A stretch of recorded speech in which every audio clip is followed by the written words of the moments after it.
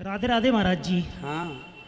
महाराज जी मेरा सवाल ये है कि पहले मैं बता दूं, मेरा नाम दीपक जैन है और मैं अध्यापक हूं और कम्युनिकेशन ट्रेनर हूं मैं।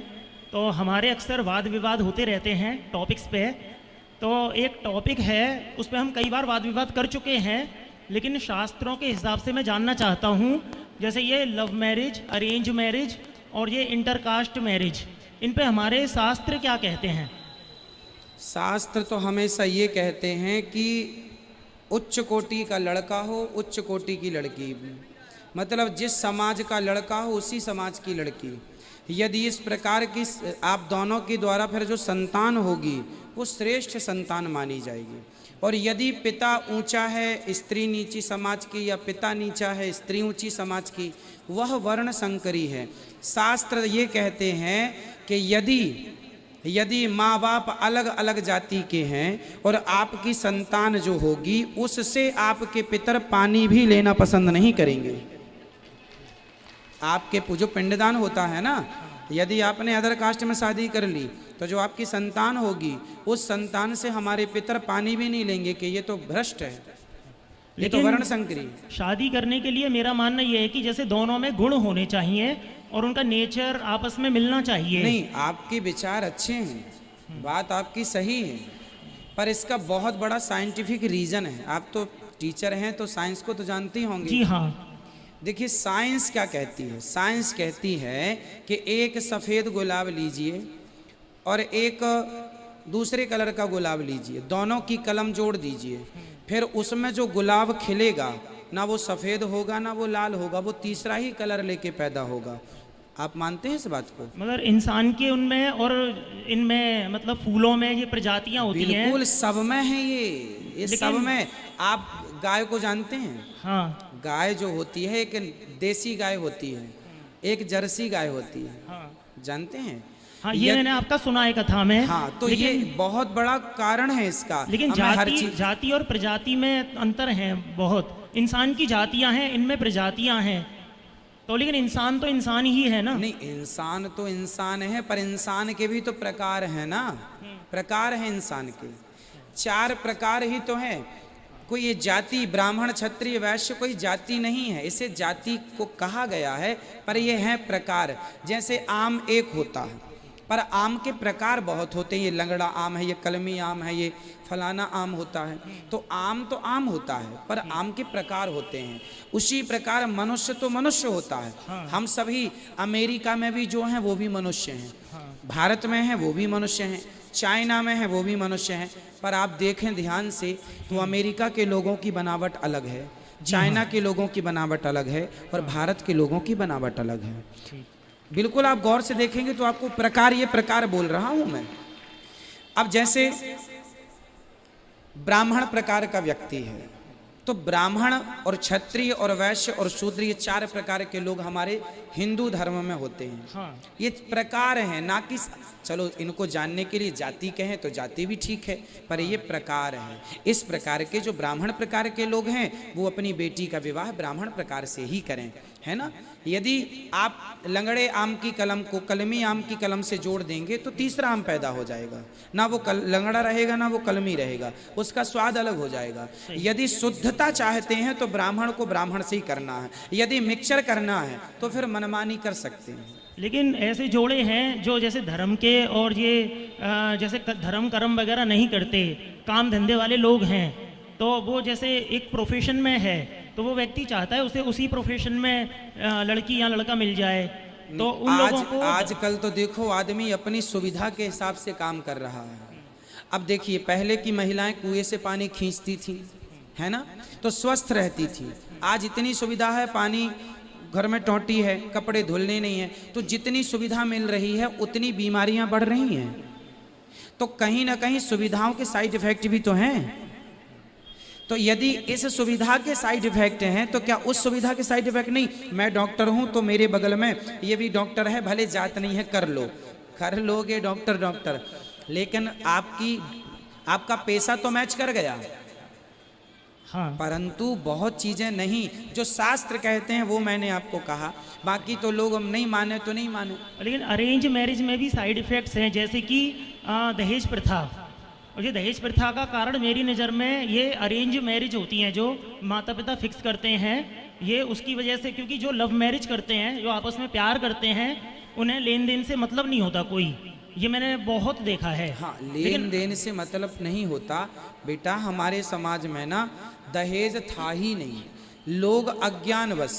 अच्छा देखिए, दहेज तो खत्म करना ही चाहिए, हमें आपको मिलके करना चाहिए। मैंने भी जब मेरा विवाह हुआ तो मेरे ससुर जी ने मेरे से पूछा था, हमारे पिताजी से, हमारी माँ से, क्या लेंगे, क्या डिमांड है आपकी। साफ इनकार कर दिया था हमने, हमारी माता ने, पिता ने, कि हमारे बेटे में काबिलियत होगी तो वो कमा लेगा, आप तो लड़की दीजिए, बस अपनी तैयारी करिए शादी की। तो हम जैसे लोग भी समाज में ही रहते हैं ना। मैंने भी मना कर दिया था। मेरे ससुर जी आज भी हैं, और वो उन्होंने जो दिया, जो उन्हें सम्मान से दिया वो लिया, परंतु डिमांड हमने 1 रुपए की नहीं की। तो जब हम जैसे लोग समाज में बिना दहेज के अपना जीवन जी सकते हैं, इसलिए मैं कहता हूँ, मैं जो कहता हूँ मैं वो पहले करता हूँ। लेकिन महाराज जी एक ये है, बिना, ये अरेंज मैरिज है, ये बिना दहेज के होना ये बहुत मुश्किल है। नहीं, मैंने किया है इसलिए मुश्किल नहीं है। अच्छा। हाँ, यदि समझदारी है तो देखो कुछ भी मुश्किल नहीं है। यदि अज्ञानता है मेरे भाई, आप तो टीचर हैं, आपका धर्म है, आप हम मिलके समाज के इस अज्ञान को समाप्त करें। इसका विकल्प ये नहीं है कि हम लव मैरिज करने लग जाएं, इसका समाधान ये है कि समाज को इतना जागरूक करें कि वो दहेज लेना ही बंद कर दें, तो क्वालिटी बनी रहेगी। ब्राह्मण ब्राह्मण का श्रेष्ठ होगा, क्षत्रिय क्षत्रिय का। अब महाराणा प्रताप क्यों श्रेष्ठ है? अरे इनका रजवीर दोनों श्रेष्ठ हैं। रजवीर जानते हैं, माँ श्रेष्ठ, माँ हो गई रज, पिता हो गया वीर्य। जिस माँ का, जिस बाप और जिसकी माँ उच्च कोटि की है, बाप उच्च कोटि का, उसकी संतान उच्च कोटि की होगी। रजवीर उच्च है तो संतान उच्च है। रजवीर में मिक्स हो गया, कुछ गड़बड़ हो गई तो फसल गड़बड़ हो जाएगी।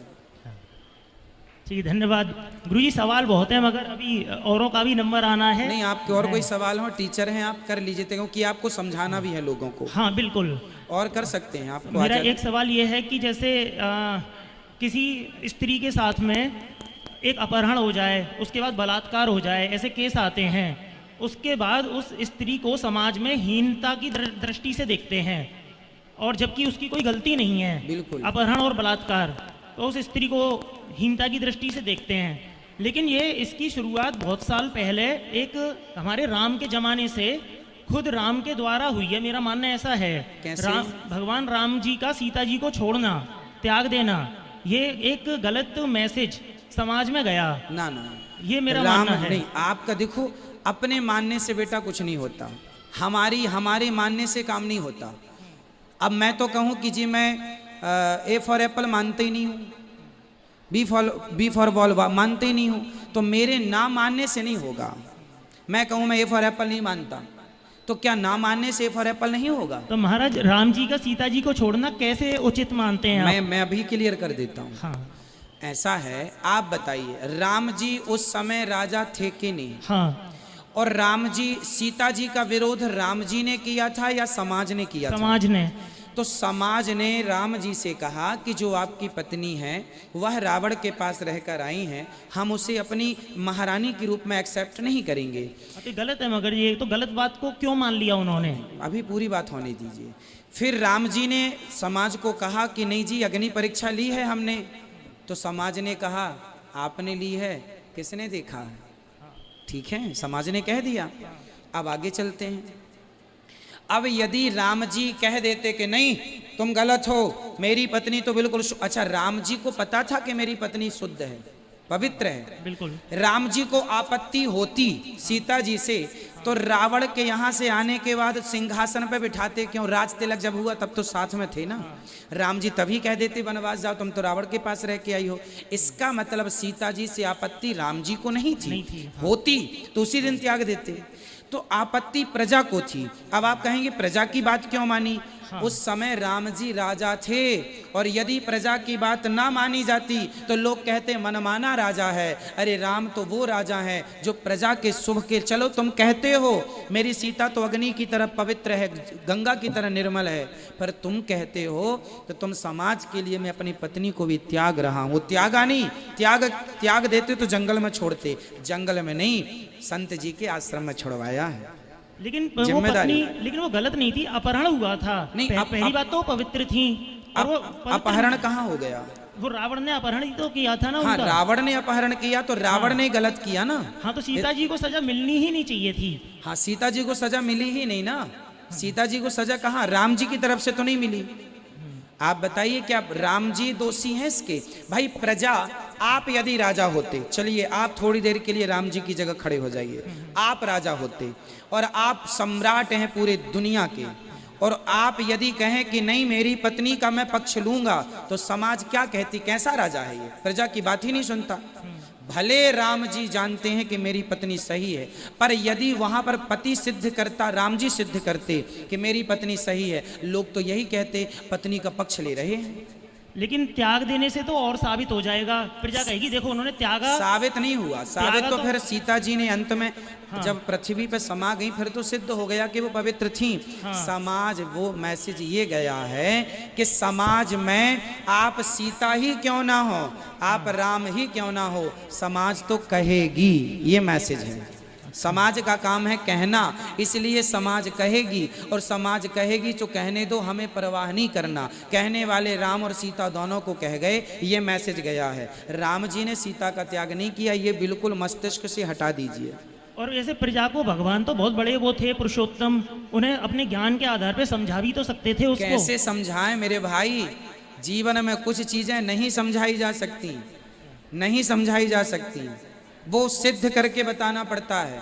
यदि राम जी कह देते कि मैं नहीं छोड़ता सीता जी को, सारी प्रजा एक तरफ से कह देती राम जी तो अपने पत्नी का, परिवार का पक्ष, परिवारवाद का आरोप लग जाता। इसलिए इस धरती पर सैकड़ों राजा हुए हैं, पर राम राज्य की हम लोग कल्पना करते हैं, क्योंकि राम जैसा राजा, जिनके राज्य में कुत्ते को न्याय मिला। मैंने एक दिन कुत्ते की कथा सुनाई थी कि राम जी ने एक कुत्ते को न्याय दिलाया था, वाल्मीकि रामायण में सब लिखा हुआ है, ठीक है। इसलिए ये आरोप लगाना गलत है कि राम जी ने त्यागा है। राम जी उस समय मजबूरी थी, प्रजा का आरोप था, और राम जी राजा थे। और वही, अच्छा ये बताओ, राजा का धर्म क्या होता है? प्रजा की बात मानना या पत्नी की बात मानना? हाँ, हमारा राजा का धर्म है, मैं उस मानता समय हूँ। राम जी ने पति धर्म नहीं निभाया, उस समय राम जी ने राज धर्म निभाया है। राज धर्म है, क्या करें, मजबूरी है।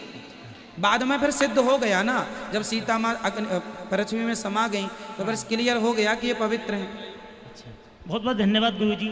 मैं यही मथुरई का रहने वाला हूँ, मैं आपके पास आता रहूँगा, खुश रहिए। और मेरे सवाल तो बहुत हैं, मगर मैं चाहता हूँ कि सबका नंबर आ जाए। बिल्कुल। गुरुजी बहुत बहुत धन्यवाद आपके समय के लिए। खुश रहिए।